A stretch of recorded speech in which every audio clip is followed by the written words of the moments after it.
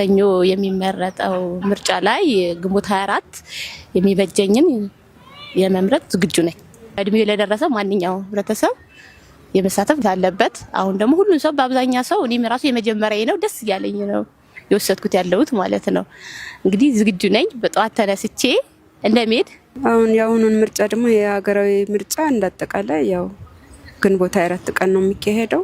ግንቦት 24 ቀን በጠዋት ወጥተን ይሆነናል ብለን ለሀገራችን ለህዝባችን የሚጠቅመውን ልንመርጥ ተዘጋጅተናል።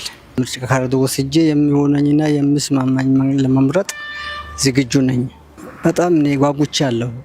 በጉጉት ነው የጠበቅኩት። የተቻለኝን ያክል ሰውንም አሳትፌ እኔ በጄ ለመሳተፍ ዝግጁ ነኝ። ምርጫ ፍትሃዊና ዲሞክራሲያዊ እንዲሆን በበኩሌ የተቻለኝን ሁሉ ለማድረግም ሆነ የሚሰጠኝ ሁሉ ለመቀበል ዝግጁ ነኝ።